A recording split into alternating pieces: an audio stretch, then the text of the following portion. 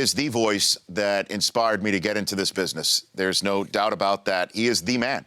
And I'm thrilled, honored to have him on the Rich Eisen Show, Marv Albert. How are you, Marv?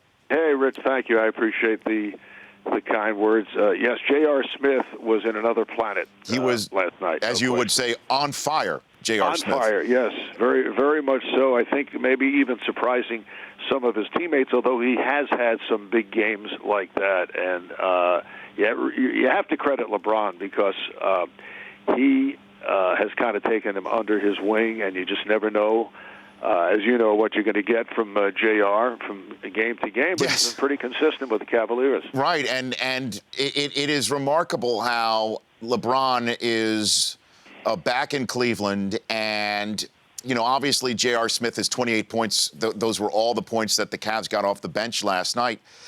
But this is still LeBron putting the team on his back after going to Miami supposedly because he didn't want it all on his back to win his championships. Now it appears that this is what he is doing for Cleveland. Marv, would you read the situation similarly? Yeah, there's no question. In Miami, Rich, I think at first, there was a degree of deferring because you had Dwayne Wade, who still has such meaning in Miami, and Chris Bosh had joined the club, and it was all new. And of course, Pat Riley is there, in the front office, overseeing. So I think it was a different approach. Although I know he enjoyed his time in Cleveland, in Miami, but it's even more different here because he is no question the leader, and it's a Cleveland team that really has had almost three different rosters because of all the moves and the injuries that have taken place. And their general manager, David Griffin, did. You have to be lucky with these deals, whatever the sport.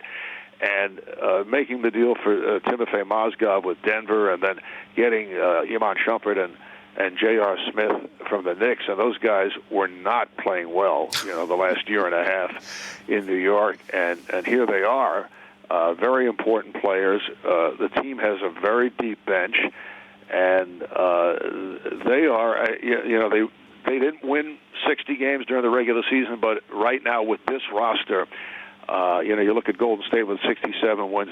I think this team would have won 60-plus if they had the roster they have right now, and particularly if Kevin Love were back in there, because I think eventually we started to see it in that opening round series against Boston. I think eventually that would have worked out even better than it did. I mean, there were all kinds of problems during the course of the season, but I think Love would have fit in, and if he stays, will fit in.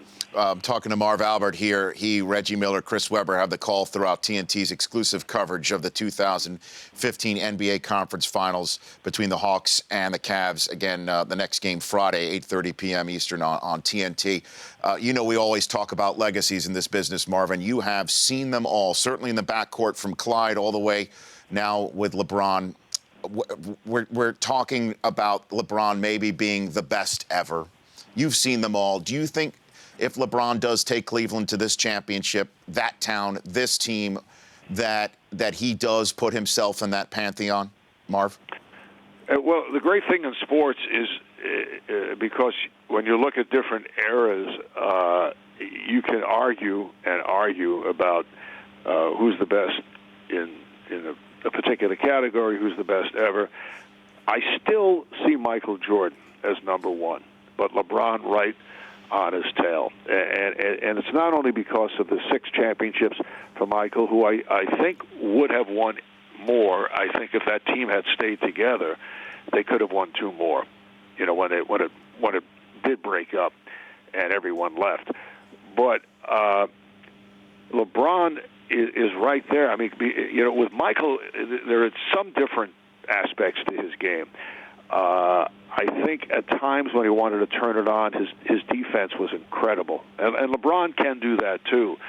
But obviously the body structures are different. I mean, LeBron is so much more powerful than anybody else who I can recall playing the game. And I think that with Michael, even though it wasn't that long ago, it was kind of a different era. It's like going back to the days of a Bob Cousy and a Bill Russell. Although I think some of those guys could play today and would do very, very well, it's still very, very hard to compare. You bring Will Chamberlain into the current era, and it would be impossible to figure out how he would match up against Bill Russell in his time, as opposed to Will playing now. I give Michael a very slight edge. Marv Albert joining me here, and in my limited time that I do have with you, Marv, I want to go retrospective with you. Just your career and following it as closely as I have. I want to bring up the Knicks and the Rockets final when OJ was going on his car chase, and you were doing that. I believe it was that game. What was that broadcast like for you? That was one of the most bizarre broadcasts I've ever been a part of, because right before the start of the game, Bob Costas, who was doing the pregame show, had gotten word about what was taking place, and I would be switching back and forth between this Rocket Knick game at the Garden, and Tom Brokaw back in the NBC studios would have reports, and then Bob would come in with reports, and it was on the TV monitors. Of course, you did not have cell phones. You just didn't have the kind of social media that was available to everyone at the time. So it was basically monitors that were by the press table at courtside that you saw not only reporters but fans hovering over it as the game is going on. And here's it's a pretty good game too. And you have Olajuwon going up against Ewing. You had the Knicks and the Rockets in the NBA championship series, and you have this car chase. And we had to kind of block it out. We saw what was happening, but I had to do the game. And I mean, it's quite unusual. I mean, as it is, as you know, you have a lot of people talking in your headset as you're doing a broadcast, but this became to the point of something that probably had never been done before. Where you're following this bizarre situation at the same time you're doing a basketball game. Yeah, I remember, Marv, because again, I'm such an aficionado of you and the way you do you ply your craft. There's no other way to put it. I remember at one point Brokaw throws back to you, and you just say, "Well, we'll update you as conditions warrant." Pause. We're here in the third quarter, and you just right. I mean, what else can you do? And you really have to play it straight. Obviously, it's not something that happens and then ends. It just kept going. Yes. So you just have to go with it which it was. Obviously, it was a huge news event, but you're seeing shots of OJ and Al Cowlings on the freeway, and you don't know what's going to happen. You're getting details, but you just don't know how is this going to end. And obviously, as everyone is aware who was around at that time, OJ had sent a note out, which was read on the air by Bob. So this even added to the drama. It was like a soap opera playing, right before your eyes as a basketball game was going on. Marv Albert joining me here on the day after David Letterman signs off. 33 years as a host of late night television. You appeared on Dave's show 126 times, Marv. Many of them. It was convenient. I was in the building. Yeah, right. When they would do these little vignettes. I mean, many of them were regular, guest appearances, but many also were, hey, we got to do this crazy thing. I think Marv might be available. This is when he was at NBC and even at CBS, because I live in Manhattan, so I'm nearby, and we always had a really great relationship. And he, I'd get the call sometimes day before. And, for a while, Regis and I were battling for top spot in that department. Yeah. So, did you see the show last night? I did. I stayed up for as much as I could. And it felt to me, Marv, like a longtime friend going away, an iconic figure, somebody that's meant so much to me. And I'll be honest with you, and you were on NFL Network a few years ago. I did it. You were on my podcast a few years ago. I did it. Now that you're on this show, I'm going to do it again.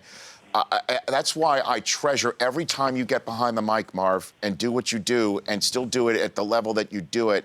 I do not take it for granted, and I hope anybody else who tunes into any broadcast you do, whether it's the one that you did last night, one you're going to do Friday, the one that it's boxing that you're doing for NBC again, I feel the same way about you that I do about Letterman. Oh, that's very kind of you. I really appreciate that. It's the truth.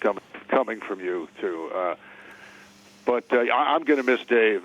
Just watching him, just watching the show is like a comfort level. Although there are some other very good talk show hosts out there. I love Jimmy Kimmel too, and I find I end up watching a lot of Jimmy. The VCR is very busy in our house.